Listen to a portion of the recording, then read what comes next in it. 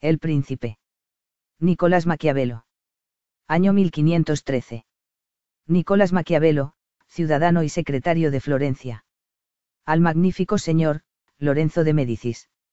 Los que desean captarse la voluntad de un príncipe, suelen ofrecerle presentes de raro mérito, o aquellas cosas que son conocidamente de su agrado, unos le presentan armas o caballos, otros telas de oro, piedras preciosas, alhajas, en fin, dignas de su grandeza. Deseando yo, pues, ofreceros una prueba de mi adhesión y respetuosa obediencia, he encontrado que la alhaja de más valor, y tal vez la única que poseo, es el conocimiento de lo que han hecho los grandes hombres, conocimiento que he adquirido con una larga experiencia de la política moderna, y una lectura continua de la que seguían los antiguos. De todo esto, meditado y examinado con detención escrupulosa, he formado un pequeño volumen, que os envío, pues, aunque creo que mi obra es indigna de tamaño honor, sin embargo, confío en que será acogida con benevolencia, considerando que no puedo ofreceros mayor regalo, que el conocimiento instantáneo de lo que tantos años y peligros me ha costado aprender. No he engalanado esta obra con flores retóricas, ni con palabras altisonantes, porque he creído que la gravedad de la materia bastaba para darle lustre y hacerla agradable.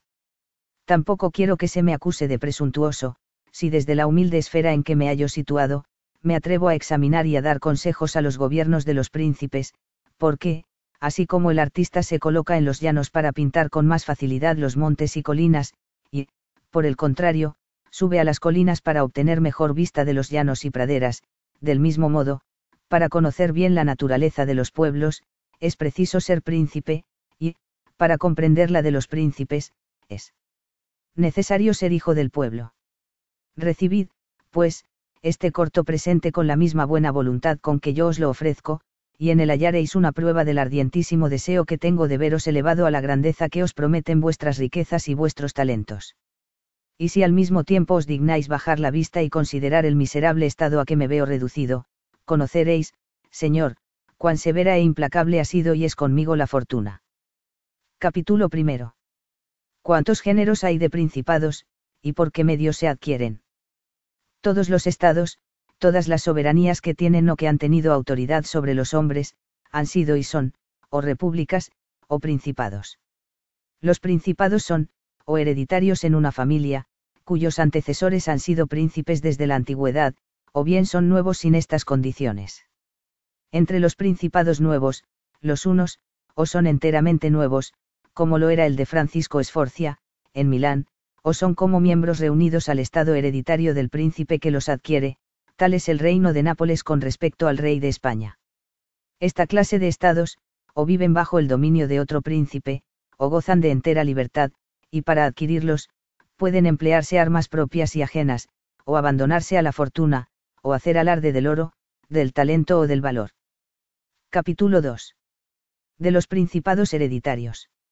No hablaré ahora de las repúblicas, habiéndolo hecho ya en otra obra con extensión, y solo fijaré la consideración en los principados, siguiendo las divisiones que acabo de indicar, para examinar el modo de gobernar y de conservar estos diferentes estados.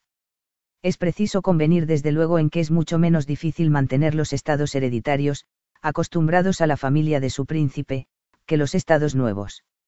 En efecto, el príncipe hereditario no necesita más que una capacidad regular para mantenerse siempre en sus estados, y no hay duda que lo conseguirá, sometiéndose a la imperiosa necesidad de los tiempos en que vive, y no saliendo voluntariamente del orden y método establecidos por sus predecesores, a no ser que venga a despojarle una fuerza infinitamente superior, y, aun en este último caso, podrá volver a recobrarlos a pocos reveses de fortuna que sufra el que los ocupe después de él. Tenemos un ejemplo de esto dentro de Italia en la persona del duque de Ferrara, el cual pudo resistir a los venecianos en el año de 1484, y al Papa Julio II, en el de 1510, solamente porque era un soberano antiguo en este ducado. El príncipe natural debe ser más amado, no teniendo tanta ocasión y necesidad de vejar a sus súbditos, y es regular también que éstos le tengan inclinación, no haciéndose aborrecible por vicios extraordinarios. La misma antigüedad y duración de un gobierno, desvanece los deseos y disminuye las ocasiones de mudarle, porque toda mudanza tiene sus inconvenientes, y deja sentados los cimientos para otra nueva mudanza. Capítulo 3. De los principados mixtos. Síguese, pues, que las dificultades más grandes se encuentran en el Principado nuevo, al cual podrá llamarse soberanía mixta, cuando no es nuevo absolutamente, sino como un miembro incorporado a otra soberanía. Estas mismas dificultades nacen de las variaciones que ocurren naturalmente en los principados nuevos, porque, si al principio los vasallos se prestan con gusto a mudar de señores, creyendo que el cambio es ganancioso, y, llevados de esta opinión, toman las armas contra aquel que los gobierna, suelen engañarse, y no tardar luego en reconocer que su situación empeora cada día, siendo muchas veces los males que experimentan consecuencia necesaria de la mudanza. En efecto, todo príncipe nuevo se ve precisado a vejar más o menos a sus nuevos súbditos, ya sea con la permanencia de las tropas que necesita mantener en el país, ya con otra infinidad de incomodidades que acarrea siempre la nueva adquisición. Así es que este príncipe tiene por enemigos a todos aquellos que ha perjudicado con la ocupación del señorío, y no puede conservar en su amistad a los que le han colocado en él, porque ni puede llenar las esperanzas que tenían concebidas, ni valerse abiertamente de medios violentos contra aquellos mismos a quienes debe estar reconocido, puesto que un príncipe, aunque tenga fuerzas, necesita del favor y benevolencia de los habitantes para entrar y mantenerse en el país adquirido. Por esta razón Luis XII de Francia perdió el estado de Milán tan presto como lo ganó, y Luis Sforza lo recuperó, la primera vez, solo con presentarse delante de las puertas de aquella ciudad, como que el pueblo, que se las había abierto al rey, desengañado bien pronto de la esperanza que tenía concebida de mejorar su suerte, se cansó al instante del príncipe nuevo. Es cierto también que no se pierde con tanta facilidad un país rebelde, después de haber sido reconquistado, porque el príncipe, a pretexto de la rebelión, no repara tanto en usar de aquellos medios que pueden asegurarle la conquista, y así castiga a los culpables, atiende más a contener los sospechosos, y se fortifica hasta en los lugares de menor peligro. Por esta razón, si la primera vez Luis Sforza no necesitó más que acercarse a las fronteras del milanesado para quitárselo a los franceses, la segunda, para apoderarse del mismo estado, tuvo necesidad de juntarse con otros soberanos, y de destruir los ejércitos franceses y arrojarlos de Italia. La diferencia proviene de los motivos que acabamos de indicar. Resta ahora examinar las causas que motivaron la segunda desgracia del rey de Francia, y tratar de los medios que hubiera debido emplear aquel príncipe para no perder su nuevo estado, medios que son aplicables a cualquier otro príncipe que se hallare en circunstancias semejantes. Supongo desde luego que un soberano quiere reunir a sus antiguos dominios otro estado nuevamente adquirido. Lo primero que se debe considerar es si este último confina con los otros, y se habla en ambos la misma lengua o no. En el primer caso, es muy fácil conservarlo, sobre todo si los habitantes no están acostumbrados a vivir libres, porque entonces, para asegurar la posesión, basta haberse extinguido la línea de sus antiguos príncipes, y por lo demás, conservar sin alteración sus usos y costumbres. De este modo se mantendrán tranquilos bajo el dominio de su nuevo señor, a no existir entre ellos y sus vecinos una antipatía nacional. Así hemos visto fundirse sucesivamente en la Francia, la Borgoña, la Bretaña, la Gascuña y la Normandía, porque, aunque hubiese alguna diferencia en la lengua de estos pueblos, podían conciliarse entre sí, siendo muy parecidos en sus usos y costumbres. El soberano que adquiere esta clase de estados necesita atender a dos cosas solamente, si quiere conservarlos. La primera es, como queda dicho, el que se haya extinguido la antigua dinastía, y la otra, que no altere sus leyes, ni aumente las contribuciones. De este modo se reúnen y confunden insensiblemente los estados nuevos con el antiguo, y en poco tiempo no forman más que uno solo. Las mayores dificultades se encuentran cuando en el país nuevamente adquirido, la lengua, las costumbres y las inclinaciones de los habitantes son diferentes de las de los súbditos antiguos. Entonces, para conservarlo, se necesita tener tanta fortuna como habilidad y prudencia. Uno de los arbitrios más eficaces y preferibles con que el nuevo soberano hará más durable y segura la posesión de semejantes estados, será fijar en ellos su residencia. De este medio se valió el turco con respecto a la Grecia, país que jamás hubiera podido mantener bajo su dominio, por más precauciones que hubiera tomado, si no se hubiese decidido a vivir en él. Con efecto, cuando el soberano está presente, ven hacer los desórdenes, y los remedia al instante, pero, estando ausente, muchas veces no los conoce hasta que son tan grandes que ya no puede remediarlos. Además de esto, la nueva provincia se ve de esta suerte libre de los robos y vejaciones irritantes de los gobernadores, y en todo caso logra las ventajas de un pronto recurso a su señor, el cual tiene así más ocasiones de hacerse amar por los nuevos súbditos, si se propone obrar bien, o de hacerse temer, si quiere portarse mal. Agréguese que, cuando un extranjero quisiere invadir el nuevo estado, se hallaría detenido por la dificultad suma de quitárselo a un príncipe vigilante, que reside en él. Será otro modo excelente enviar colonias de súbditos antiguos a una o dos plazas, que serán como la llave del país conquistado, medida indispensable, a no mantener allí un número crecido de tropas. Estas colonias cuestan poco al príncipe, y solo serán gravosas a aquellos individuos particulares que le inspirasen recelos, o que tratase de castigar, despojándoles de sus haciendas y dándoselas a otros moradores nuevos más seguros. De este modo, como siempre es corto el número de los despojados, y estos en adelante no podrán causar daño por haber quedado pobres y dispersos, se logra más fácilmente que se mantengan sosegados todos los demás, como suelen estarlo por lo regular, no habiendo sufrido perjuicio alguno, y temiendo, si llegan a inquietarse, la suerte de los primeros. Concluyo, pues, que estas colonias son menos costosas y más fieles al príncipe, sin necesidad de más castigos, ni despojos que los que al principio hiciese, como hemos dicho. Y aquí debo advertir que es necesario ganar la voluntad de los hombres o deshacerse de ellos, porque, si se les causa ofensa ligera, podrán luego vengarla, pero arruinándolos, aniquilándolos, quedan imposibilitados de tomar venganza. La seguridad del príncipe exige que la persona agraviada quede reducida al extremo de no poder inspirar recelos en lo sucesivo. Pero si, en lugar de colonias, mantiene el soberano un número crecido de tropas en el nuevo estado, gastará infinitamente más y consumirá todas las rentas del país en su defensa, de suerte que la adquisición le traerá más pérdida que ganancia.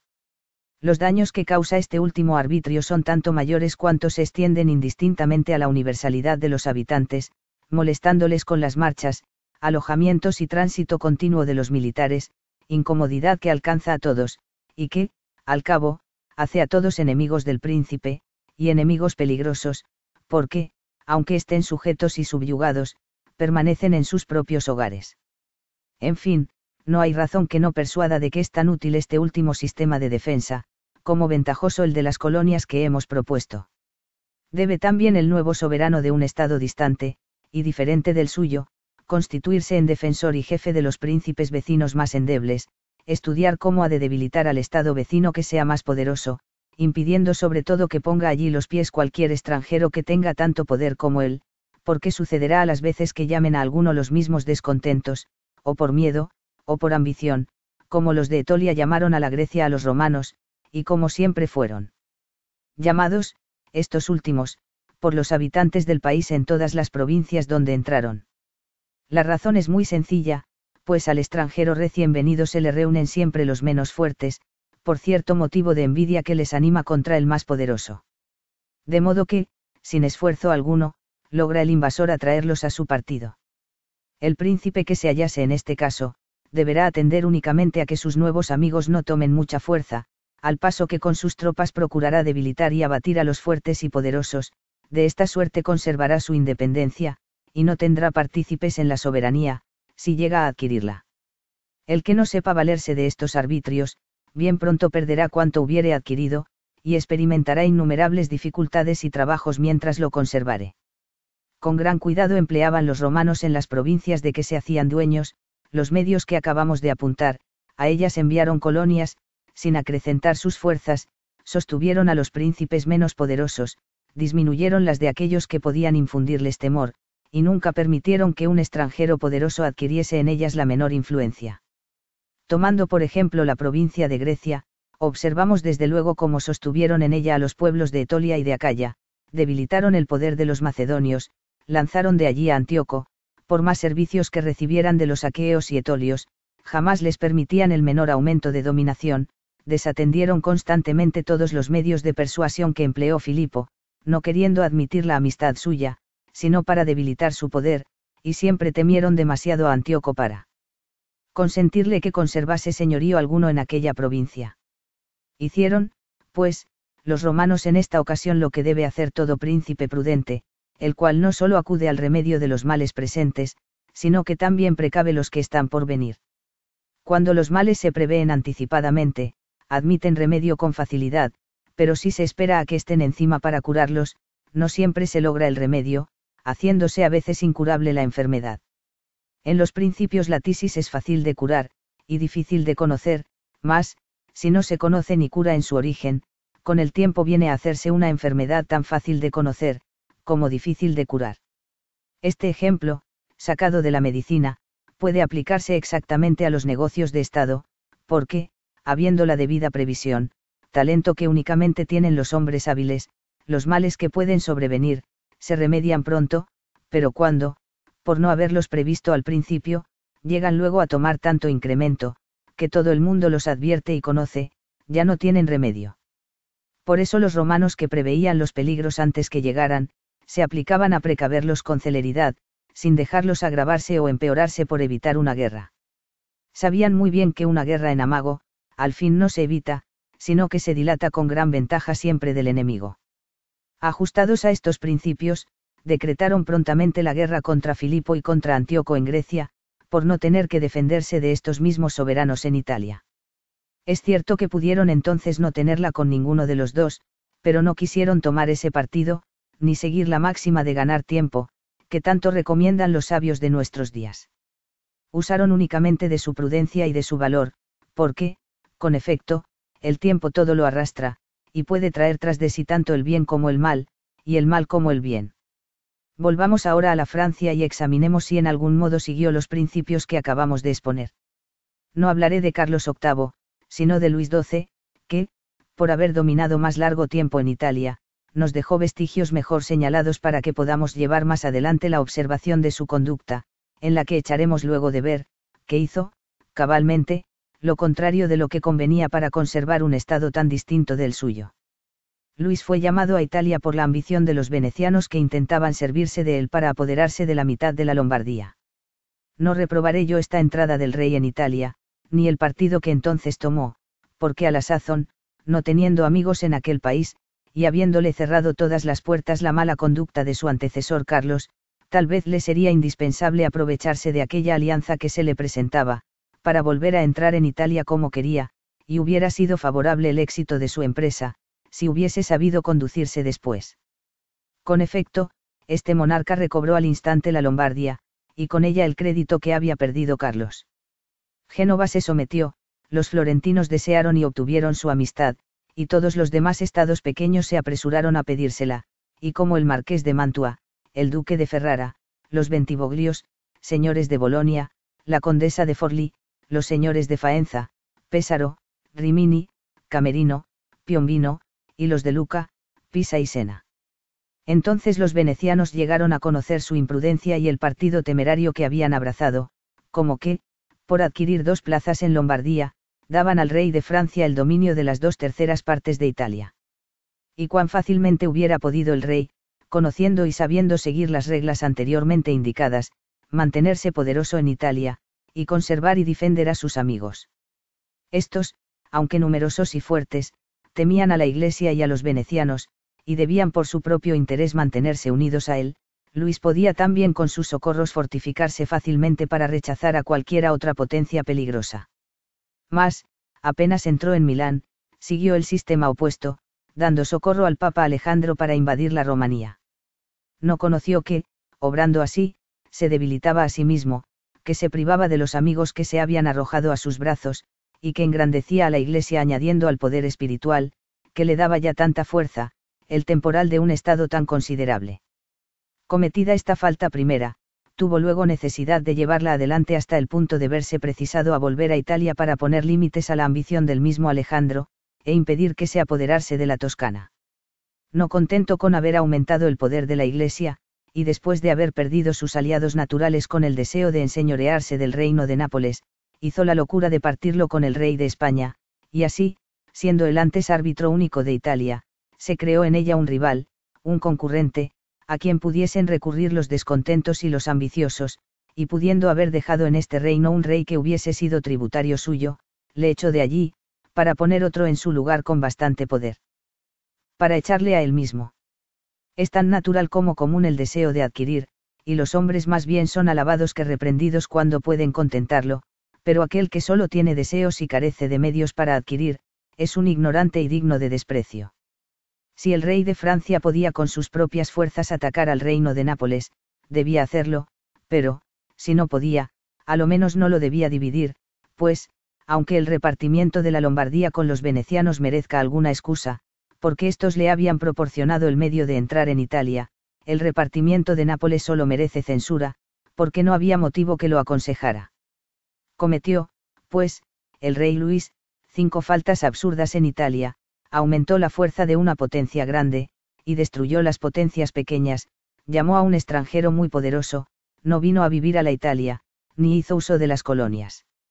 A pesar de estos errores, todavía hubiera podido sostenerse, de no haber cometido el sexto, que fue despojar a los venecianos. Es verdad que, si no hubiera engrandecido el estado de la Iglesia, ni llamado a Italia a los españoles, hubiera sido necesario debilitar los estados de Venecia, pero jamás debía consentir su ruina, habiendo tomado el primer partido. Manteniéndose los venecianos poderosos, hubieran impedido que los otros soberanos formasen designios contra la Lombardía, ya porque no lo hubieran consentido, no pudiendo ellos mismos apoderarse de ella, ya porque no hubieran querido los otros quitársela a la Francia para dársela a aquellos, o que no fuesen tan audaces que vinieran a atacar a estas dos potencias. Si se replica que el rey Luis cedió la Romanía a Alejandro VI y un trono a España por evitar una guerra, responderé con lo que ya tengo dicho, que nunca debe dejarse empeorar un mal por evitar una guerra, pues al cabo no se evita, y solamente se dilata en daño propio. Si alegan otros, la promesa que Luis había hecho al Papa de dejar concluir por él esta empresa, con la condición de que, el Papa, le quitaría todo el impedimento para su matrimonio por medio de una dispensa, y que daría el capelo al arzobispo de Rouen, mi respuesta se halla en un artículo inmediato, donde hablaré de la palabra del príncipe y de cómo debe guardarla. Perdió, pues, el rey Luis la Lombardía, por no haber observado ninguna precaución de aquellas que toman otros, al apoderarse de una soberanía que se quiere conservar. Nada menos extraño que semejante suceso y nada, al contrario, más natural, más regular y consiguiente. Del mismo modo me expliqué en Nantes con el cardenal de Amboise, cuando el duque de Valentino, así era llamado comúnmente el hijo del Papa Alejandro, ocupaba la Romanía. Diciéndome este cardenal que los italianos hacían la guerra sin conocimiento, le respondí que los franceses no entendían maldita la cosa de política, porque, entendiendo algo, jamás hubieran consentido que la Iglesia llegase a semejante estado de grandeza. Luego se ha visto palpablemente que el acrecentamiento de esta potencia y el de la España en Italia, se le debe a la Francia, y no proviene de otra causa la ruina de la misma Francia en Italia. De aquí se deduce una regla general que nunca o rara vez falla, y es la siguiente: el príncipe, que procura el engrandecimiento de otro, labra su propia ruina, porque claro está que para ello ha de emplear sus propias fuerzas o su habilidad, y estos dos medios que ostenta, siembran celos y sospechas en el ánimo de aquel que por ellos ha llegado a ser más poderoso. Capítulo 4. ¿Por qué el reino de Darío, conquistado por Alejandro, no se levantó contra los sucesores de éste, después de su muerte? Cuando se consideran las dificultades que se encuentran para conservar un estado recientemente conquistado, causa generalmente admiración ver que el imperio del Asia, del que se hizo dueño en pocos años Alejandro el Grande, habiendo muerto este tan pronto que apenas tuvo tiempo para tomar posesión de él, no padeció una revolución completa. Se mantuvieron, no obstante, sus sucesores en aquel estado, sin experimentar más dificultad para conservarlo, que la que entre ellos mismos produjo su propia y particular ambición. Yo responderé a esto, que todos los principados de que se conserva alguna noticia por la historia, han sido gobernados de dos diferentes modos, o por un príncipe absoluto, ante el cual fueron esclavos todos los demás hombres, y a quienes se concediera, como ministros y por una gracia especial, la facultad de que le ayudasen a gobernar su reino, o por un príncipe y por los grandes de aquel mismo estado, no gobernando estos últimos por favor particular del primero, sino, solamente, en virtud de un favor inherente a la antigüedad de su familia, y teniendo también señoríos y vasallos particulares que les reconocieran por sus dueños, y les consagraran una devoción personal.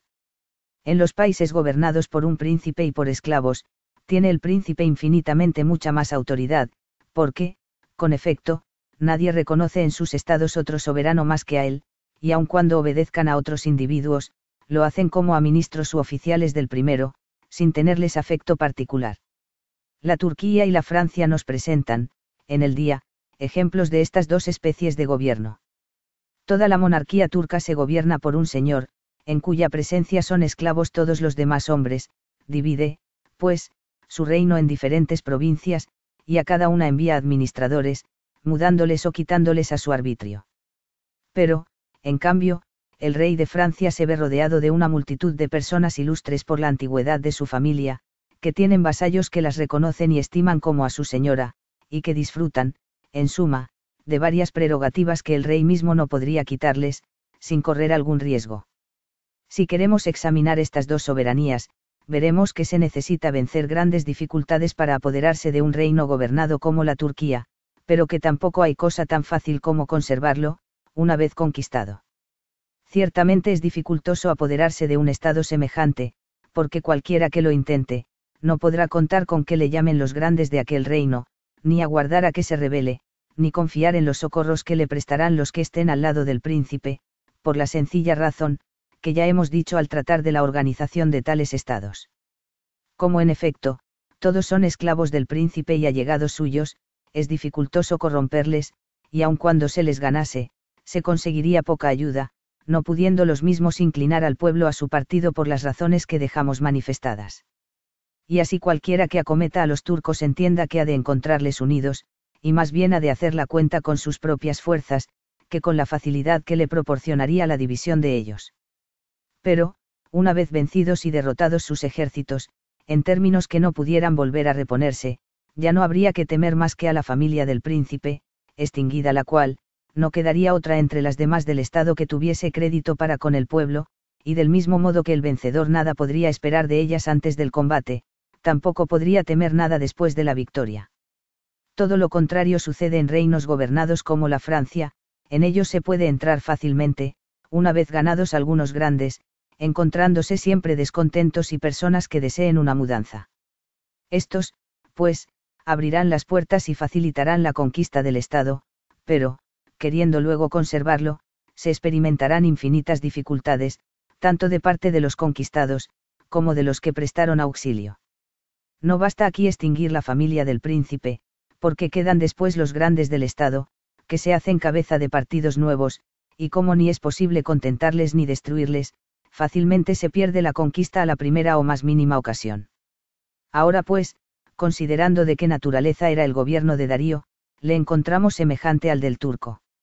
Alejandro tuvo que acometerlo por todas partes hasta enseñorearse del territorio, pero, una vez vencido y muerto Darío, quedó el Estado en poder del conquistador, sin que debiera temerse su pérdida por las razones que ya hemos apuntado.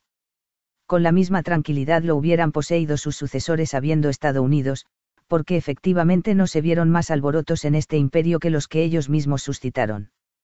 No se espere una posesión tan quieta de estados gobernados como la Francia. Los frecuentes levantamientos de la España, de las Galias y de la Grecia contra los romanos provenían todos del gran número de reyezuelos que había en estos países. Mientras subsistieron semejantes señores, fue para los romanos instable y peligrosa la posesión de este territorio, pero, una vez destruidos, y borrada hasta la memoria de su poder, fijaron los romanos su dominio valiéndose de sus propias fuerzas, a medida que los naturales fueron acostumbrándose a su imperio. Cuando los romanos batallaban unos contra otros en aquellas provincias, cada partido, según la autoridad que hubiera ejercido en ellas, podía contar fácilmente con su auxilio, porque, acabada la familia de los señores territoriales, no reconocían las mismas otro dominio que el de los romanos. Reflexionando, pues, sobre todas estas diferencias, nadie se admirará de la facilidad con que Alejandro conservó los estados del Asia que conquistó, ni de las dificultades que experimentaron otros conquistadores, como Pirro, en conservar sus conquistas, lo que no debe atribuirse a la buena o mala conducta del vencedor, sino a la diferencia de gobierno de los dominios conquistados. Capítulo 5. ¿Cómo han de gobernarse las ciudades o principados que, antes de ser conquistados, se regían por sus propias leyes? 3 medios tiene el conquistador, para conservar los estados adquiridos en que concurren las circunstancias ya explicadas, y que están acostumbrados a gobernarse por sus leyes particulares, bajo un gobierno liberal. El primero es destruirlos, el segundo fijar su residencia en ellos, el tercero dejarles sus leyes, exigirles un tributo y constituir un gobierno, compuesto de corto número de personas de confianza que mantengan en paz el país. Este gobierno, recién creado por el príncipe, sabe que no puede subsistir sin su poder y favor, y por consiguiente tiene interés en emplear esfuerzos de todas clases para mantenerse en la posesión del territorio. Se logra también, mucho más fácilmente, conservar una ciudad acostumbrada a gobernarse por sus propias leyes, destinando para su gobierno un corto número de sus propios ciudadanos, que por cualquier otro medio. Los lacedemonios y los romanos nos han dejado ejemplos de estos diferentes modos de contener a un Estado. Los primeros gobernaron a Atenas y a Tebas, estableciendo un gobierno compuesto de pocos, sin embargo, volvieron a perder estas dos ciudades. Los romanos, para asegurarse de Capua, de Cartago y de Numancia, las destruyeron, y volvieron a perderlas. Quisieron, por el contrario, poseer la Grecia, como la habían poseído los espartanos, concediéndole su libertad y dejándole sus leyes, pero nada adelantaron por este medio, y al cabo se vieron en la precisión de destruir muchas ciudades de aquella provincia para sujetarla, como que no hay ciertamente otro arbitrio más seguro. Cualquiera, pues, que llegue a hacerse dueño de una ciudad acostumbrada a gozar de su libertad, y no la destruya, debe temer que será destruido por ella. Le servirá de bandera, en todas sus revoluciones, el recuerdo de sus antiguos fueros y el grito de la libertad, que no se borra con el transcurso del tiempo ni por recientes beneficios, de manera que, por más precauciones que se tomen, no dividiendo o dispersando a los habitantes, nunca se desarraigará de su corazón, ni soltará su memoria el nombre de libertad, y la inclinación a sus antiguas instituciones, estando por lo mismo prontos todos a reunirse para recobrarla con la más ligera ocasión. Buen ejemplo de esto nos presenta Pisa, después de haber vivido tantos años bajo el yugo de los florentinos. Pero cuando las ciudades o las provincias están acostumbradas a vivir sujetas a un príncipe, cuya dinastía se haya extinguido, como ya se hallan acostumbradas a la obediencia, y por otra parte privadas de su soberano legítimo, no son capaces de avenirse para elegir otro nuevo, ni tienen disposición para llegar a proclamarse libres, siendo, por consiguiente, más lentas y remisas en tomar las armas, y presentando al príncipe nuevo más medios de granjearse su amor, al paso que, afianza la posesión del territorio. En las repúblicas es, por el contrario, más fuerte y activo el aborrecimiento, y más vivo el deseo de venganza, y la memoria de su libertad antigua no les deja ni puede dejar un solo momento tranquilo, de suerte que los medios más seguros de conservarlas son, o destruirlas, o fijar en ellas su residencia.